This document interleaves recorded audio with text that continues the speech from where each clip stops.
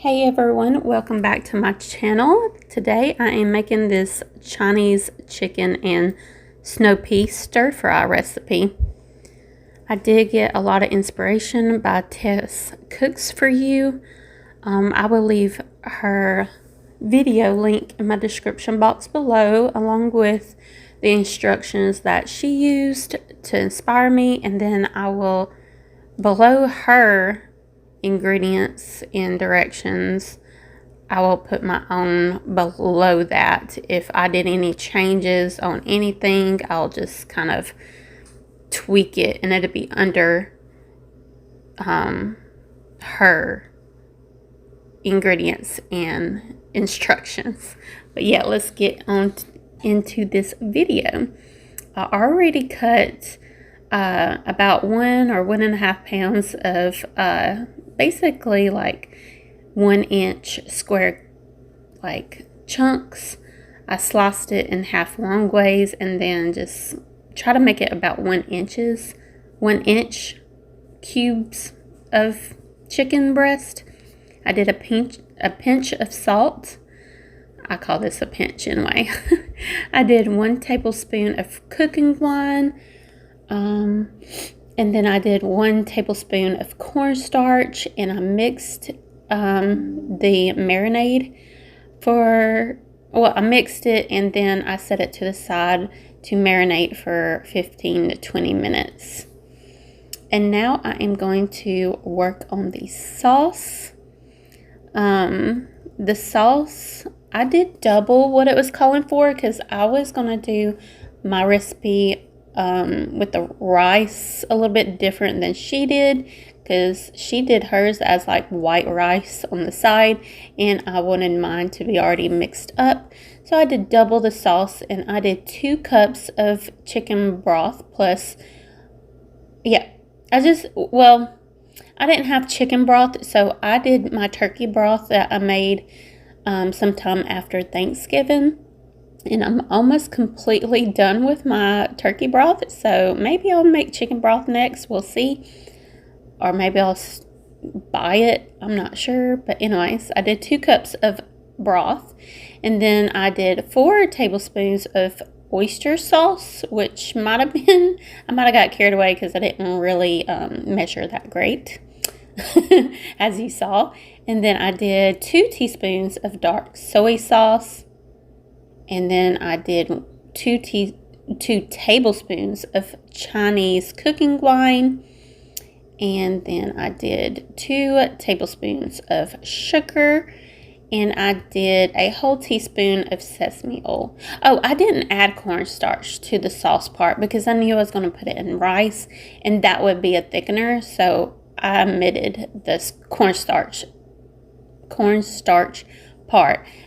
But yeah, anyways, and now I am putting the heat on high with the sauce in there, and then I put in, how much? I think I did 1 cup of rice, like the slow cooking rice, and then I am going to, in a wok or pan on high heat, I add oil, and then chicken.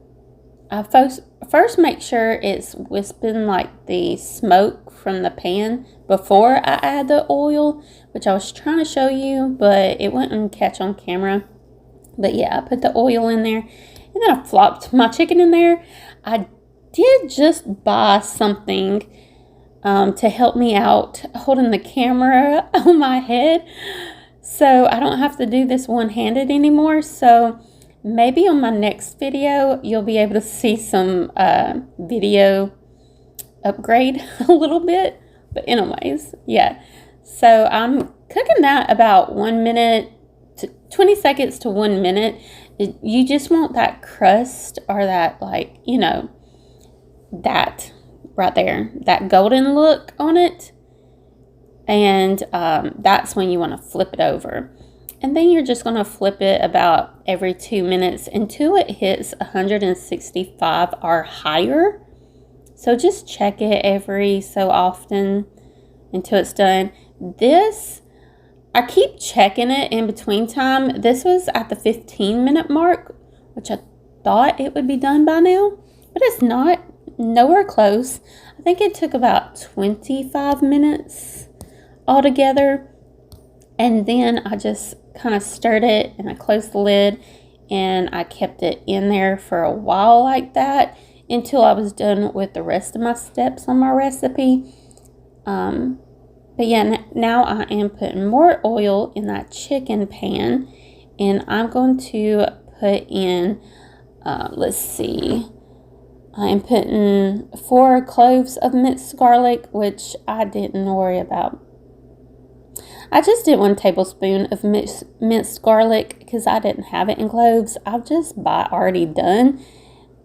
Yeah, it's just, I use a lot of garlic, so, and minced is my favorite way to use garlic, unless it's in powder form. And I also put in a tablespoon of ginger. Am I saying that right? Ginger? Yeah. I put both of those together and mixed it up into it, like, put off some, like, smell to it. And I forgot my green onions in the car. I thought I forgot them at the store, but I forgot them in my car, so I didn't use those. I would have put the whites in with the garlic and ginger, but I forgot. So, yeah. There I am checking the rice. I was going to show you that I was doing it, but, you know, the time thing, but I just left it alone because I knew it was just going to let it simmer in there. But, yeah. So, what did I put? I put about, well, actually, I had a bag. I don't even know how much was in there. But you can go for like 2 cups of snow peas and just get the ends off if you want, or leave them on. I kind of gave up in between time, and some of them have them still, some of them don't.